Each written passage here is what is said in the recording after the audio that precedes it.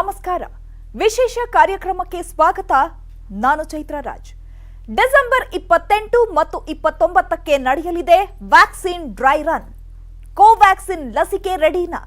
ಸದ್ಯದಲ್ಲೇ ದೇಶದ 136 ಕೋಟಿ ಜನರನ್ನ ತಲುಪುತ್ತಾ ಲಸಿಕೆ? ಎಲ್ಲೆಲ್ಲಿ ಸಿಗಲಿದೆ ಕೋವಿಡ್ ವ್ಯಾಕ್ಸಿನ್? ಯಾರ್ಯಾರಿಗೆ ಆದ್ಯತೆ? ಇದೇ ಈ ಹೊತ್ತಿನ ಸ್ಪೆಷಲ್ ವ್ಯಾಕ್ಸಿನ್ ಕೌಂಟ್ ಡೌನ್. 4 ರಾಜ್ಯಗಳಲ್ಲಿ ಡಿಸೆಂಬರ್ 28, 29ಕ್ಕೆ ವ್ಯಾಕ್ಸಿನ್ ಡ್ರೈ ರನ್. ರೆಡಿನಾ ಕೋವ್ಯಾಕ್ಸಿನ್? ಎಷ್ಟು ಪರಿಣಾಮಕಾರಿ ಈ ಲಸಿಕೆ? 136 ಕೋಟಿ ಜನರಿಗೆ ಸದ್ಯದಲ್ಲೇ ತಲುಪುತ್ತಾ ಕೋವ್ಯಾಕ್ಸಿನ್?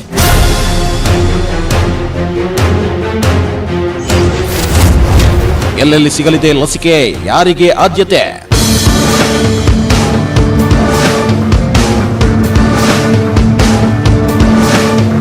ಉಸಿರುವಳ್ಳಿ ಬಣ್ಣ ಬದಲಾಯಿಸಿದಂತೆ ಕೊರೋನಾ ವೈರಸ್ ರೂಪಾಂತರಗೊಂಡು ಜಗತ್ತನ್ನ ಮತ್ತೆ ಕಂಗೆಡುವಂತೆ ಮಾಡಿದೆ. ಒಂದ್ ಕಡೆ ಬ್ರಿಟನ್ನಲ್ಲಿ ರೂಪಾಂತರಗೊಂಡ ಹೈಸ್ಪೀಡ್ ಕೊರೋನಾಗೆ ಬೆಚ್ಚಿಬಿದ್ದು ಹಲವಾರು ದೇಶಗಳು ಮತ್ತೆ ಲಾಕ್ಡೌನ್ ಆಗ್ತಿದ್ದಂತೆ ಆಫ್ರಿಕಾದಲ್ಲೂ ವೈರಸ್ ರೂಪಾಂತರಗೊಂಡು ಗಲಿಬಿಲಿ ಸೃಷ್ಟಿಸಿದೆ. ಈ 2 ವೈರಸ್ಗಳು ಹೈಸ್ಪೀಡ್ನಲ್ಲಿ ಹರಡುವ ಕಾರಣ ಆತಂಕಕ್ಕೆ ಕಾರಣವಾಗಿದೆ.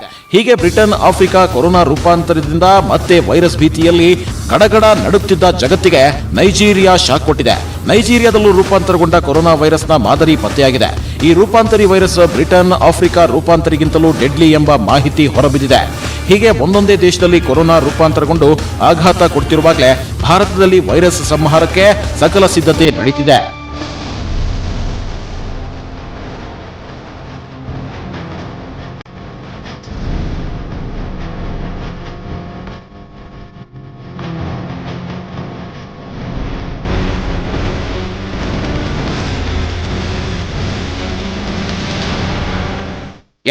ಕೊರೋನಾ ಮೊದಲ ದಾಳಿಯಿಂದ ಬಹುತೇಕ ಬಚಾವಾದ ಭಾರತ 2ನೇ ದಾಳಿಗೂ ಮುನ್ನವೇ ವೈರಸ್ ಸಂಹಾರಕ್ಕಿಳಿಯಲು ಸಜ್ಜಾಗಿದೆ. ವ್ಯಾಕ್ಸಿನ್ ಹಂಚಿಕೆ ಆರಂಭಿಸಲು ಕೊನೆ ಹಂತದ ಸಿದ್ಧತೆ ನಡೆಯುತ್ತಿದೆ. ಜನವರಿಯಲ್ಲೇ ಲಸಿಕೆ ಹಂಚಿಕೆ ಪ್ರಾರಂಭವಾಗಲಿದೆ ಅಂತ ಕೇಂದ್ರ ಆರೋಗ್ಯ ಸಚಿವರು ಹೇಳಿದ್ದಾರೆ. ಹೀಗಾಗಿ 136 ಕೋಟಿ ಜನರಿಗೆ ಸದ್ಯದಲ್ಲೇ ಲಸಿಕೆ ಸಿಗೋದು ಪಕ್ಕಾ ಎಂಬ ಮಾಹಿತಿ ಇದೆ. ಲಸಿಕೆ ಹಂಚಿಕೆಗೆ ಕೌಂಟ್ ಡೌನ್ ಶುರುವಾಗಿದೆ ಅನ್ನೋದಕ್ಕೆ ಇದೀಗ ಫಿಕ್ಸ್ ಮಾಡಿರುವ ಡಿಸೆಂಬರ್ 28, 29ರ ವ್ಯಾಕ್ಸಿನ್ ಡ್ರೈ ರನ್ ಮುಹೂರ್ತವೇ ಸಾಕ್ಷಿ.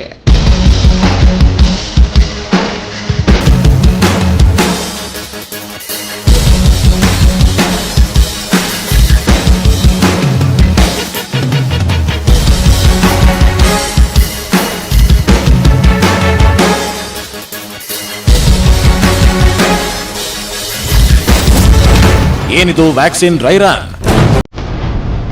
ಭಾರತದಲ್ಲಿ ಕೊರೋನಾ ವ್ಯಾಕ್ಸಿನ್ ಡ್ರೈ ರನ್ಗೆ ಮುಹೂರ್ತ ಫಿಕ್ಸ್ ಆಗಿದೆ. ಕೊರೋನಾ ಸಂಹಾರಕ್ಕೆ ಸಜ್ಜಾಗಲು ತಾಲೀಮು ನಡೆಸಲು ಕೊರೋನಾ ವ್ಯಾಕ್ಸಿನ್ ಪಡೆ ಸರ್ವಸನ್ನದ್ಧವಾಗಿದ್ದು, ವ್ಯಾಕ್ಸಿನ್ ಹಂಚಿಕೆಗೂ ಮೊದಲು ಹೇಗೆ ಹಂಚಬೇಕು ಎಂಬುದರ ಸಂಪೂರ್ಣ ವಿಧಾನಗಳ ಪರೀಕ್ಷೆ ಪ್ರಕ್ರಿಯೆ ಇದಾಗಿದೆ.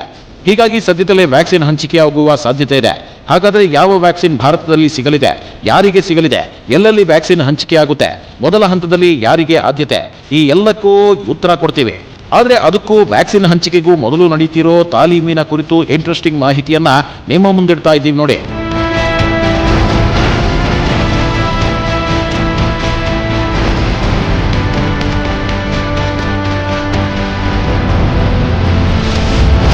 ಲಸಿಕೆ ಡ್ರೈ ರನ್ ಮೇಲೆ ವಿಶ್ವಸಂಸ್ಥೆ ಕಣ್ಗಾವಲು. ಲಸಿಕೆ ಹಂಚಿಕೆಗೂ ಮೊದಲು ಪ್ರತಿ ದೇಶವೂ ಡ್ರೈ ರನ್ ನಡೆಸೋದು ಕಡ್ಡಾಯ. ಡ್ರೈ ರನ್ ಪ್ರಕ್ರಿಯೆಯಲ್ಲಿ ಯಾರಿಗೂ ಲಸಿಕೆ ಚುಚ್ಚುವುದಿಲ್ಲ. ಆದರೆ ಲಸಿಕೆ ಚುಚ್ಚುವ ಪ್ರಕ್ರಿಯೆ ಒಂದನ್ನ ಬಿಟ್ಟು ಬೇರೆಲ್ಲ ಕೆಲಸಗಳನ್ನ ಮಾಡಲಾಗುತ್ತದೆ. ಆ ಮೂಲಕ ಆರೋಗ್ಯ ವ್ಯವಸ್ಥೆಯ ಕಾರ್ಯವಿಧಾನಗಳನ್ನ ಪರೀಕ್ಷೆ ಮಾಡಲಾಗುತ್ತದೆ. ಲಸಿಕೆ ಕಾರ್ಯಕ್ರಮದಲ್ಲಿ ವೈಫಲ್ಯಗಳನ್ನ ಪತ್ತೆ ಹಚ್ಚುವ ಸಲುವಾಗಿ ಈ ತಾಲೀಮನ್ನ ನಡೆಸಲಾಗುತ್ತದೆ. ಈ ತಾಲೀಮನ್ನ ವಿಶ್ವಸಂಸ್ಥೆ ಖುದ್ದಾಗಿ ಪರಿಶೀಲಿಸಲಿದೆ. ಲಸಿಕೆ ನೀಡುವ ವಿಧಾನ, ಸೇವೆಯ ಗುಣಮಟ್ಟ, ಸುರಕ್ಷತೆಯನ್ನ ಪರೀಕ್ಷಿಸಿದ ನಂತರವಷ್ಟೇ ಲಸಿಕೆ ಪ್ರಯೋಗಕ್ಕೆ ವಿಶ್ವ ಆರೋಗ್ಯ ಸಂಸ್ಥೆ ಅನುಮತಿ ನೀಡುತ್ತದೆ. ಈ ಹಿನ್ನೆಲೆಯಲ್ಲಿ ದೇಶದ 4 ರಾಜ್ಯಗಳಲ್ಲಿ ಡಿಸೆಂಬರ್ 28 ಮತ್ತು 29ರಂದು ನಡೆಯಲಿದೆ ಕೊರೋನಾ ವ್ಯಾಕ್ಸಿನ್ ತಾಲೀಮು.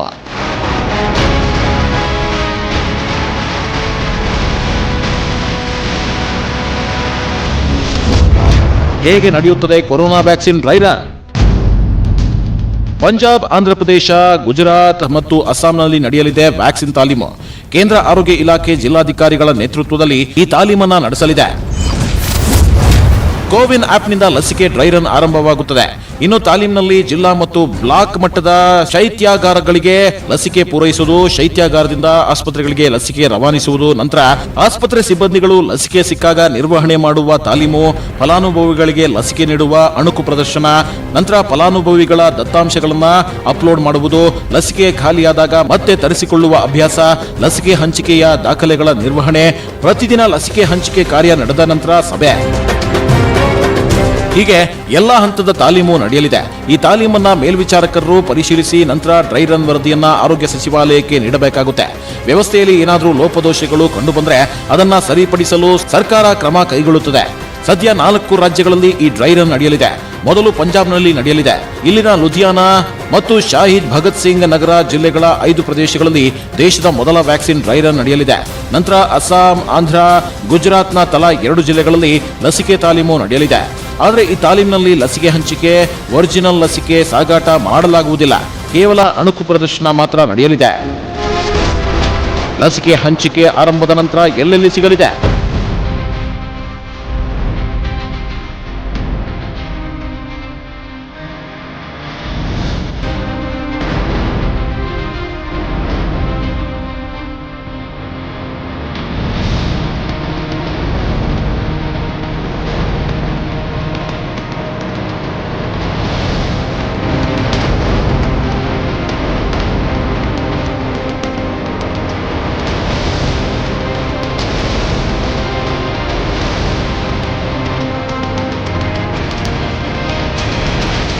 ಕೊರೋನಾ ಲಸಿಕೆ ಎಲ್ಲಿ ಬೇಕಂದಲ್ಲಿ ಸಿಗಲ್ಲ. ಲಸಿಕೆ ಬೇಕು ಅಂದವರಿಗೆಲ್ಲ ಸಿಗಲ್ಲ. ಈಗಾಗಲೇ ಲಸಿಕೆ ಹಂಚಿಕೆ ಮಾಡಲು ದೇಶದ 136 ಕೋಟಿ ಜನರನ್ನ ಆಯ್ಕೆ ಮಾಡಲಾಗಿದೆ. ಈ 136 ಕೋಟಿ ಜನರಲ್ಲಿ ಮೊದಲ ಸುತ್ತಿನಲ್ಲಿ ಲಸಿಕೆ ಪಡೆಯುವವರು ದೇಶದಾದ್ಯಂತ ಇರುವ 1 ಕೋಟಿಗೂ ಹೆಚ್ಚಿನ ಸಂಖ್ಯೆ ಆರೋಗ್ಯ ಸೇವೆ ಸಿಬ್ಬಂದಿಗಳು. ನಂತರ ವೈದ್ಯಕೀಯ ಸೇವೆಗೆ ಪೂರಕವಾಗಿ ಕೆಲಸ ಮಾಡುವ 2 ಕೋಟಿಗೂ ಅಧಿಕ ಫ್ರಂಟ್ ಲೈನ್ ಕಾರ್ಯಕರ್ತರಿಗೆ ಲಸಿಕೆ ಹಂಚಿಕೆ ಆಗಲಿದೆ. ಇನ್ನು 27 ಕೋಟಿಗೂ ಹೆಚ್ಚಿರುವ ಹಿರಿಯ ನಾಗರಿಕರು, ಶುಗರ್, ಬಿಪಿ ಸೇರಿದಂತೆ ಗಂಭೀರ ಆರೋಗ್ಯ ಸಮಸ್ಯೆ ಎದುರಿಸುತ್ತಿರುವ ಜನರು ಮತ್ತು 50 ವರ್ಷ ಮೇಲ್ಪಟ್ಟ ನಾಗರಿಕರಿಗೆ ಮುಂದಿನ ಹಂತದಲ್ಲಿ ಲಸಿಕೆ ಲಭ್ಯವಾಗಲಿದೆ. ಆದರೆ ಒಂದು ನೆನಪಿನಲ್ಲಿಡಬೇಕು, ಅದೇನೆಂದ್ರೆ ಮೇಲ್ಪಟ್ಟ ಈ ವರ್ಗದಲ್ಲಿ ಬರುವ ಜನರು ಮೊದಲೇ ವ್ಯಾಕ್ಸಿನ್ಗಾಗಿ ಕೋವಿನ್ ಆಪ್ನಲ್ಲಿ ಹೆಸರು ನೋಂದಾಯಿಸಬೇಕು. ಗುರುತಿನ ಚೀಟಿಯನ್ನ ಅಪ್ಲೋಡ್ ಮಾಡಬೇಕು. ಆಪ್ನಲ್ಲಿ ಹೆಸರು ನೋಂದಾಯಿಸಿದ ಫಲಾನುಭವಿಗಳಿಗೆ ಮಾತ್ರ ಲಸಿಕೆ ಸಿಗಲಿದೆ. ಭರವಸೆ ಮೂಡಿಸಿದ ಕೋವ್ಯಾಕ್ಸಿನ್.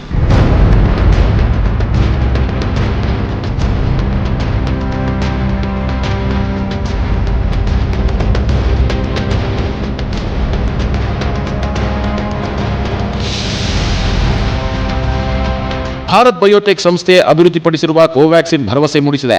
ರಾಜ್ಯದಲ್ಲಿ 3ನೇ ಹಂತದ ಪ್ರಯೋಗವು ಯಶಸ್ವಿಯಾಗಿ ನಡೆದಿದೆ. ಸಚಿವರು, ಶಾಸಕರು, ಸಂಸದರು, IAS, IPS ಅಧಿಕಾರಿಗಳು ಸ್ವಯಂ ಪ್ರೇರಿತರಾಗಿ ಲಸಿಕೆ ಪಡೆದುಕೊಂಡಿದ್ದಾರೆ. ಖುಷಿಯ ಸಮಾಚಾರ ಏನಂದ್ರೆ ಮೊದಲ ಡೋಸ್ ಪಡೆದು 28 ದಿನದ ನಂತರ 2ನೇ ಬೂಸ್ಟರ್ ಡೋಸ್ ನೀಡಲಾಗಿದೆ. ಹೀಗೆ ಲಸಿಕೆ ಪಡೆದವರಲ್ಲಿ ಯಾರಿಗೂ ಯಾವುದೇ ಸಮಸ್ಯೆ ಕಾಣಿಸಿಕೊಂಡಿಲ್ಲ. ಇನ್ನು ದೇಶದ 14 ರಾಜ್ಯಗಳಲ್ಲಿ ಕೋವ್ಯಾಕ್ಸಿನ್ 3ನೇ ಹಂತದ ಪ್ರಯೋಗವು ನಡೀತಿದೆ. ನಮ್ಮ ರಾಜ್ಯದಲ್ಲಿ ಬೆಳಗಾವಿ, ಮೈಸೂರು, ಬೆಂಗಳೂರಿನಲ್ಲಿ ಕೋವ್ಯಾಕ್ಸಿನ್ 3ನೇ ಹಂತದ ಪ್ರಯೋಗ ನಡೀತಿದೆ. ಇನ್ನು ಕೋವ್ಯಾಕ್ಸಿನ್ ಜಾಗತಿಕ ಮಟ್ಟದಲ್ಲಿ ಗಮನ ಸೆಳೆದಿದೆ ಅಂತ ಭಾರತೀಯ ವೈದ್ಯಕೀಯ ಸಂಶೋಧನಾ ಮಂಡಳಿಯು ಹೇಳಿದೆ. ಹೀಗಾಗಿ ನಮ್ಮದೇ ದೇಶದ ಕೊರೋನಾ ವ್ಯಾಕ್ಸಿನ್ ಕೋವ್ಯಾಕ್ಸಿನ್ ಯಶಸ್ಸಿನ ಕೊನೆಯ ಮೆಟ್ಟಿಲೇರಿದೆ. ಅಂದುಕೊಂಡಂತೆ ನಡೆದರೆ ಜನವರಿಯಲ್ಲಿ ಕೋವ್ಯಾಕ್ಸಿನ್ ಜನರನ್ನ ತಲುಪುವ ಸಾಧ್ಯತೆ ಇದೆ. ನೋವಾವ್ಯಾಕ್ಸ್ ಸ್ಪುಟ್ನಿಕ್ ಪರೀಕ್ಷೆಯು ಯಶಸ್ವಿ.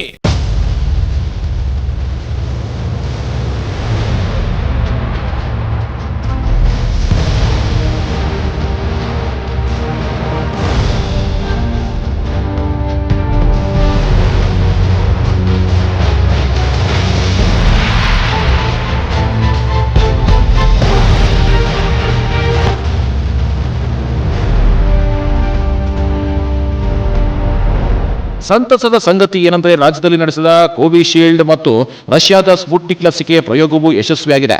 ಕೋವಿಶೀಲ್ಡ್ ಪ್ರಯೋಗದ ಹಂತದಲ್ಲಿದೆ, ಆದರೆ ನೋವಾವ್ಯಾಕ್ಸ್ ಪ್ರಯೋಗ ಯಶಸ್ವಿಯಾಗಿದೆ. ಮೈಸೂರಿನಲ್ಲಿ ಸುಮಾರು 120 ಜನರ ಮೇಲೆ ನಡೆದ ಸ್ಪುಟ್ನಿಕ್ ಲಸಿಕೆ ಪರೀಕ್ಷೆಯ ಪ್ರಯೋಗವು ಯಶಸ್ವಿಯಾಗಿದೆ. ಆಸ್ಟ್ರೇಲಿಯಾ ಮತ್ತು ಸಿರಮ್ ಸಂಸ್ಥೆಗೆ ಮಾಹಿತಿ ನೀಡಲಾಗಿದ್ದು ಮುಂದಿನ ಹಂತದ ಪ್ರಕ್ರಿಯೆಗೆ ಕಾಯಲಾಗ್ತಿದೆ. ಹಾಗಾಗಿ ಸರ್ಕಾರದ ಅನುಮತಿ ಸಿಕ್ಕ ಕೂಡಲೇ ಈ ಲಸಿಕೆಗಳು ಲಭ್ಯವಾಗುವ ಸಾಧ್ಯತೆ ಇದೆ. ಜನವರಿಯಿಂದಲೇ ಲಸಿಕೆ ಹಂಚಿಕೆ ಆರಂಭವಾಗುವುದು ಬಹುತೇಕ ಖಚಿತ ಎನ್ನಲಾಗಿದೆ. ಕೊರೋನಾ ಲಸಿಕೆ ಹಂಚಿಕೆಗೆ ಅಡ್ಡಿಯಾಗ್ತಿದೆಯಾ ಪೋಲಿಯೋ? ಎಲ್ಲರಿಗೂ ಗೊತ್ತಿರುವಂತೆ ಜನವರಿಯಲ್ಲಿ ಪೋಲಿಯೋ ಲಸಿಕೆ ಕಾರ್ಯಕ್ರಮ ನಡೆಯಲಿದೆ. ಹೀಗಾಗಿ ಜನವರಿಯಲ್ಲಿ ಕೊರೋನಾ ಲಸಿಕೆ ಹಂಚಿಕೆಗೆ ಪೋಲಿಯೋ ಲಸಿಕೆ ಕಾರ್ಯಕ್ರಮ ಅಡ್ಡಿಯಾಗುತ್ತಾ ಎಂಬ ಅನುಮಾನವಿದೆ. ಸರ್ಕಾರಕ್ಕೂ ಇದೇ ಟೆನ್ಷನ್ ಇದ್ದಂತೆ ಕಾಣ್ತಿದೆ. ಯಾಕಂದ್ರೆ ಪಲ್ಸ್ ಪೋಲಿಯೋ ವಿತರಣೆಗೆ ಶೈತ್ಯಗಾರ, ಶೇಖರಣೆ, ಸಿಬ್ಬಂದಿ ಅವಶ್ಯಕವಾಗಿದೆ. ಈಗಾಗಲೇ ರಾಜ್ಯದಲ್ಲಿ ಪೋಲಿಯೋ ಡ್ರಾಪ್ಸ್ ಶೇಖರಣೆಯೂ ಆಗಿದೆ. ಹೀಗಾಗಿ ಇದೇ ಸಮಯಕ್ಕೆ ಕೊರೋನಾ ವ್ಯಾಕ್ಸಿನ್ ಹಂಚಿಕೆಯು ಆರಂಭವಾದರೆ ಲಸಿಕೆ ಶೇಖರಣೆಗೆ ಬದಲಿ ವ್ಯವಸ್ಥೆ ಮಾಡಬೇಕಾಗುತ್ತೆ. ರಾಜ್ಯದಲ್ಲಿ ಏಕಕಾಲಕ್ಕೆ ಪೋಲಿಯೋ, ಕೊರೋನಾ ಎರಡೂ ಲಸಿಕೆ ಬಂದ್ರೆ ಕೋಲ್ಡ್ ಸ್ಟೋರೇಜ್ ಸಾಕಾಗಲ್ಲ ಎನ್ನಲಾಗಿದೆ. ಹೀಗಾಗಿ ಎಪಿಎಂಸಿ, ಖಾಸಗಿ ಆಸ್ಪತ್ರೆಗಳ ಬಳಕೆ, ಮೆಡಿಕಲ್ ಕಾಲೇಜು, ಪಿಜಿ ವಿದ್ಯಾರ್ಥಿಗಳು, ಪ್ಯಾರಾಮೆಡಿಕಲ್ ಸಿಬ್ಬಂದಿಗಳ ಬಳಕೆಗೆ ಚಿಂತನೆ ನಡೆದಿದ್ದು, ಮುಂದಿನ ವಾರದಿಂದಲೇ ಇವರಿಗೆಲ್ಲ ತರಬೇತಿ ನೀಡುವ ಚಿಂತನೆಯೂ ನಡೆದಿದೆ. ಈಗಾಗಲೇ ನಮಗೆ ವ್ಯಾಕ್ಸಿನ್ ಬಂದಿದೆ ಗವರ್ಮೆಂಟ್ ಆಫ್ ಇಂಡಿಯಾದಿಂದ, ಅಂಡ್ ಅದರದ್ದು ಡಿಸ್ಪ್ಯಾಚ್ ಕೂಡ ಈಗಾಗಲೇ ಸ್ಟಾರ್ಟ್ ಆಗಿದೆ. ಜಿಲ್ಲೆಗಳಿಗೆ ನಾವು ಕೊಡ್ತಾ ಇದ್ವಿ. ಈಗ ಚಾಲೆಂಜ್ ತಾವು ಕೇಳಿದಂಗೆ, ಈ ಸಲ ಕೋವಿಡ್ ಹಿನ್ನೆಲೆಯಲ್ಲಿ ನಾವು ಹೇಗೆ ಈ ಸುರಕ್ಷತಾ ಕ್ರಮಗಳನ್ನ ಕೈಗೊಂಡು ಮಕ್ಕಳಿಗೆ ಸೇಫ್ ಆಗಿ ವ್ಯಾಕ್ಸಿನ್ ಅನ್ನ ಅಡ್ಮಿನಿಸ್ಟರ್ ಮಾಡ್ತೀವಿ ಅಂತ ಇದಕ್ಕೆ ಗವರ್ಮೆಂಟ್ ಆಫ್ ಇಂಡಿಯಾದಿಂದ ಗೈಡ್ಲೈನ್ ಕೂಡ ಬಂದಿದೆ. ಸೊ ಅದ್ರ ಪ್ರಕಾರ ನಾವ್ ಏನ್ ಮಾಡ್ತಾ ಇದೀವಿ ಅಂತಂದ್ರೆ, ನಾರ್ಮಲಿ ಲೈಕ್ ಒಂದು ಬೂತ್ ಅಲ್ಲಿ 250 ಮಕ್ಕಳು ಇರ್ತಾ ಇದ್ರು. ಈ ಸಲ ಅದನ್ನ 200ಕ್ಕೆ ರೆಸ್ಟ್ರಿಕ್ಟ್ ಮಾಡ್ಕೊಳ್ಳೋಣ ಅಂತ ಡಿಸೈಡ್ ಆಗಿದೆ. ಅಂಡ್ ಸ್ಟ್ಯಾಗರ್ಡ್ ಅಪ್ರೋಚ್ ಅಲ್ಲಿ, ಅಂದ್ರೆ ಒಂದು ಟೈಮ್ ಅಲ್ಲಿ at any point of time 5 ಮಕ್ಕಳಿಗಿಂತ ಜಾಸ್ತಿ ಒಂದು ಬೂತ್ ಅಲ್ಲಿ ಇರಬಾರ್ದು. ಸೊ ಆ ಡಿಸ್ಟೆನ್ಸಿಂಗ್ ಅದೆಲ್ಲ ರುಟೀನ್ ಆಗಿ ಏನ್ ಹೇಳ್ತೀವಿ, 1 ಮೀಟರ್ ಡಿಸ್ಟೆನ್ಸ್ ಅಥವಾ 6 ಅಡಿ 6 ಗಜ ಡಿಸ್ಟೆನ್ಸ್ ಏನಿದೆ ಅದನ್ನ ಮೇಂಟೈನ್ ಮಾಡಿಕೊಂಡು ಮಕ್ಕಳಿಗೆ ನಾವು ವ್ಯಾಕ್ಸಿನ್ ಅನ್ನ ಹಾಕಕ್ಕೆ ವ್ಯವಸ್ಥೆಯನ್ನ ಮಾಡ್ಕೊಂಡಿದೀವಿ. ಸದ್ಯ ರಾಜ್ಯದಲ್ಲಿ 29,451 ಲಸಿಕಾ ವಿತರಣಾ ಕೇಂದ್ರ ಮತ್ತು 10,008 ವ್ಯಾಕ್ಸಿನೇಟರ್ ಸಿಬ್ಬಂದಿಗಳನ್ನ ಗುರುತಿಸಲಾಗಿದೆ. ಇನ್ನು ರಾಷ್ಟ್ರ ಮಟ್ಟದಲ್ಲಿ 29,000 ಕೋಲ್ಡ್ ಚೈನ್ ಪಾಯಿಂಟ್ಗಳು, 76,000 ಕೋಲ್ಡ್ ಚೈನ್ ಉಪಕರಣಗಳು, 700 ಶೀತಲ ವ್ಯಾನ್ಗಳು, 55,000 ಕೋಲ್ಡ್ ಚೈನ್ ನಿರ್ವಾಹಕರು, ಲಸಿಕೆ ಸಾಗಣೆ ಜಾಲದಲ್ಲಿ 25 ಲಕ್ಷ ಆರೋಗ್ಯ ಕಾರ್ಯಕರ್ತರನ್ನ ನೇಮಿಸಲಾಗಿದೆ. ಲಸಿಕೆ ಹಂಚಿಕೆಗೆ ಹೀಗೆ ಸರ್ವ ತಯಾರಿಯೂ ನಡೆದಿದೆ.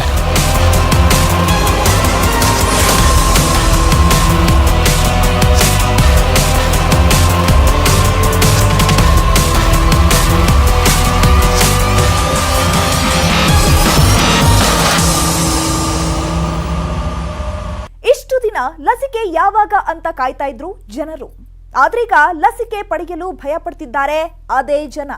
ಹಾಗಾದ್ರೆ ಯಾಕೆ ಲಸಿಕೆ ಬಗ್ಗೆ ಭಯ? ಜಗತ್ತಿನ ಯಾವ್ಯಾವ ದೇಶಗಳಲ್ಲಿ ಶುರುವಾಗಿದೆ ಲಸಿಕೆ ಹಂಚಿಕೆ ಕಾರ್ಯ? ಆ ಕುರಿತು ಮಾಹಿತಿ ನೀಡ್ತೀವಿ ಬ್ರೇಕ್ನ ನಂತರ.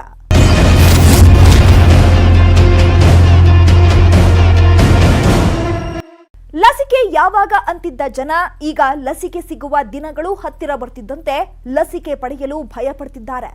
ಹಾಗಾದ್ರೆ ಲಸಿಕೆ ಭಯ ಹುಟ್ಟಿಸಿದ್ಯಾಕೆ? ಆತಂಕ ಎದ್ದಿರೋದ್ಯಾಕೆ? ಜಗತ್ತಿನ ಯಾವ್ಯಾವ ದೇಶಗಳಲ್ಲಿ ಲಸಿಕೆ ಹಂಚಿಕೆ ಶುರುವಾಗಿದೆ? ಆ ಅಪ್ಡೇಟ್ ಮಾಹಿತಿಯನ್ನ ನಿಮ್ಮ ಮುಂದಿಡ್ತಾ ಇದ್ದೀವಿ ನೋಡಿ.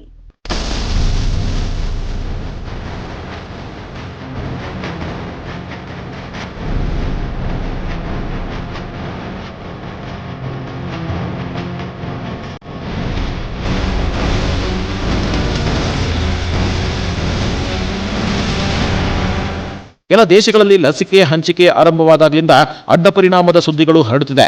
ಲಸಿಕೆ ಅಂದ್ರೆ ಜನ ಭಯ ಬೀಳೋದಕ್ಕೂ ಕಾರಣ ಇದುವೆ. ಅದರಲ್ಲೂ ಬ್ರಿಟನ್ ಮತ್ತು ಅಮೆರಿಕದಲ್ಲಿ ಹಂಚಿಕೆ ಆಗ್ತಿರುವ ಫೈಜರ್ ಲಸಿಕೆ ವಿರುದ್ಧ ಅತಿ ಹೆಚ್ಚು ಆರೋಪಗಳು ಕೇಳಿ ಬರ್ತಿವೆ. ಫೈಜರ್ ಲಸಿಕೆ ನಿರೀಕ್ಷೆಗೂ ಮೀರಿ ಅಡ್ಡ ಪರಿಣಾಮ ಬೀರ್ತಿದೆ ಅಂತ ಅಮೆರಿಕದ ಆಪರೇಷನ್ ವಾರ್ಪ್ ಸ್ಪೀಡ್ ನ ಮುಖ್ಯ ವೈಜ್ಞಾನಿಕ ಸಲಹೆಗಾರ ಡಾಕ್ಟರ್ ಮೆನ್ಸಫ್ ಫ್ಲಾಯ್ ಆತಂಕ ವ್ಯಕ್ತಪಡಿಸಿದ್ದಾರೆ. ಫೈಜರ್ ಲಸಿಕೆಯಿಂದ ಹಲವರಿಗೆ ಅಲರ್ಜಿ ಸಮಸ್ಯೆಯಾದ ಘಟನೆಗಳು ವರದಿಯಾಗಿವೆ. ಆದರೆ ಲಸಿಕೆ ಹಂಚಿಕೆಯನ್ನ ಮಾತ್ರ ನಿಲ್ಲಿಸಲಾಗಿಲ್ಲ. ಸಾಮಾನ್ಯವಾಗಿ ಹೊಸ ಲಸಿಕೆಗಳು ಅಡ್ಡ ಪರಿಣಾಮ ಬೀರೋದು ಸಹಜ. ಸಂತಸದ ಸಂಗತಿ ಏನಂದ್ರೆ, ಭಾರತದಲ್ಲಿ ಪ್ರಯೋಗಕ್ಕೆ ಒಳಪಟ್ಟಿರುವ ಕೋವ್ಯಾಕ್ಸಿನ್, ಸ್ಪುಟ್ನಿಕ್, ನೋವಾವ್ಯಾಕ್ಸ್, ಕೋವಿಶೀಲ್ಡ್ ಈ ಯಾವ ಲಸಿಕೆಗಳು ಅಡ್ಡ ಪರಿಣಾಮ ಬೀರಿಲ್ಲ. ಹಾಗಾಗಿ ಆತಂಕ ಪಡುವ ಅಗತ್ಯವಿಲ್ಲ. ಜಗತ್ತಿನಾದ್ಯಂತ ಶುರುವಾಯ್ತಾ ಲಸಿಕೆ ಹಂಚಿಕೆ? ಯಾವ ದೇಶದಲ್ಲಿ ಯಾವ ಲಸಿಕೆ ಪ್ರಯೋಗ? ಈಗಾಗಲೇ ಬ್ರಿಟನ್, ಅಮೆರಿಕ ಸೇರಿದಂತೆ ಹಲವು ದೇಶಗಳಲ್ಲಿ ಲಸಿಕೆ ಹಂಚಿಕೆ ಆರಂಭವಾಗಿದೆ. ಒಂದೊಂದೇ ದೇಶಗಳ ಬಗ್ಗೆ ಹೇಳೋದಾದ್ರೆ, ಐರ್ಲೆಂಡ್ನಲ್ಲಿ ಫೈಜರ್ ಲಸಿಕೆಗೆ ಅನುಮತಿ ನೀಡಲಾಗಿದೆ. ಈಗಾಗಲೇ ಐರ್ಲೆಂಡ್ಗೆ ಫೈಜರ್ ಲಸಿಕೆ ಬಂದಿದ್ದು ಡಿಸೆಂಬರ್ 30ರಿಂದ ಅಲ್ಲಿ ಲಸಿಕೆ ಹಂಚಿಕೆ ಆರಂಭವಾಗಲಿದೆ. ಇನ್ನು ಕೊರೋನಾ ರೂಪಾಂತರಿ ವೈರಸ್ಗೆ ಕಂಗೆಟ್ಟು ಮತ್ತೆ ಲಾಕ್ಡೌನ್ ಮಾಡಿರುವ ಬ್ರಿಟನ್ನಲ್ಲಿ ಫೈಜರ್ ಲಸಿಕೆ ಹಂಚಿಕೆ ಈಗಾಗಲೇ ಆರಂಭವಾಗಿದೆ. ಡಿಸೆಂಬರ್ 20ರವರೆಗೆ ಬ್ರಿಟನ್ನಲ್ಲಿ 6,16,933 ಮಂದಿಗೆ ಲಸಿಕೆ ನೀಡಲಾಗಿದೆ. ಇಡೀ ಜಗತ್ತಿನಲ್ಲಿ ಕೊರೋನಾ ಲಸಿಕೆಯನ್ನ ಅಪ್ರೂವ್ ಮಾಡಿ ಜನರಿಗೆ ಮೊತ್ತ ಮೊದಲು ನೀಡಲು ಆರಂಭಿಸಿದ ದೇಶ ಇಂಗ್ಲೆಂಡ್. ಆದ್ರೀಗ ಅಲ್ಲಿ ರೂಪಾಂತರಿ ಕೊರೋನಾದಿಂದ ಲಸಿಕೆ ಹಂಚಿಕೆ ಆಗ್ತಿದ್ರೂ ಆತಂಕ ಹೆಚ್ಚಾಗಿದೆ. ಇನ್ನು ಕೆನಡಾ ಮೊಡೆರ್ನಾ ಲಸಿಕೆಗೆ ಅನುಮತಿ ನೀಡಿದ್ದು ಅಲ್ಲಿ ಈ ತಿಂಗಳ ಅಂತ್ಯದಿಂದಲೇ ಜನರಿಗೆ ಲಸಿಕೆ ನೀಡುವ ಕಾರ್ಯಕ್ರಮ ಆರಂಭವಾಗಲಿದೆ. ಈಗಾಗಲೇ ಅಮೆರಿಕದಿಂದ ಕೆನಡಾಗೆ ಮೊಡೆರ್ನಾ ಲಸಿಕೆ ಬಂದಿಳಿದಿದ್ದು ಇನ್ನೇನು ಜನರ ಕೈ ಸೇರೋದೊಂದೇ ಬಾಕಿ. ಆದರೆ ಕೆನಡಾದಲ್ಲಿ ಮೊಡೆರ್ನಾ ಲಸಿಕೆ ಹಂಚಿಕೆ ಇನ್ನೂ ಆರಂಭವಾಗಬೇಕಾಗಿದ್ರೂ ಅಲ್ಲಿ ಈಗಾಗಲೇ ಫೈಜರ್ ಲಸಿಕೆಯನ್ನ ನೀಡಲಾಗ್ತಿದೆ. ಆ ಮೂಲಕ ಕೆನಡಾದಲ್ಲಿ ಫೈಜರ್ ಮತ್ತು ಮೊಡೆರ್ನಾ 2 ಲಸಿಕೆಯನ್ನ ನೀಡಲಾಗ್ತಿದೆ. ಮೆಕ್ಸಿಕೋ ಮತ್ತು ಚಿಲಿಯಲ್ಲೂ ಲಸಿಕೆ ಹಂಚಿಕೆ ಶುರುವಾಗಿದೆ. 2 ದೇಶಗಳು ಫೈಜರ್ ಲಸಿಕೆಯನ್ನ ಅಪ್ರೂವ್ ಮಾಡಿದ್ದು ಜನರಿಗೆ ಲಸಿಕೆ ನೀಡುವ ಕಾರ್ಯಕ್ರಮ ಆರಂಭವಾಗಿದೆ. ಇನ್ನು ಟರ್ಕಿಯಲ್ಲಿ ಚೀನಾ ಕಂಡುಹಿಡಿದ ಸಿನೋವ್ಯಾಕ್ ಬಯೋಟೆಕ್ ಲಸಿಕೆ ಪ್ರಯೋಗ ನಡೆಸಲಾಗ್ತಿದ್ದು 91.25% ಪರಿಣಾಮಕಾರಿ ಅಂತ ಮಾಹಿತಿ ನೀಡಿದೆ. ಕೆಲವೊಬ್ಬರಿಗೆ ಸಿನೋವ್ಯಾಕ್ನಿಂದ ಅಲರ್ಜಿ ಸಮಸ್ಯೆ ಕಾಣಿಸಿದ್ದು ಬಿಟ್ರೆ ಮತ್ಯಾವ ಗಂಭೀರ ಪರಿಣಾಮಗಳಾಗಿಲ್ಲ. ಹೀಗಾಗಿ ಟರ್ಕಿಯಲ್ಲಿ ಬಹುತೇಕ ಚೀನಾ ಉತ್ಪಾದಿತ ಸಿನೋವ್ಯಾಕ್ ಹಂಚಿಕೆ ಸದ್ಯದಲ್ಲೇ ಆರಂಭವಾಗುವ ಸಾಧ್ಯತೆಗಳಿವೆ.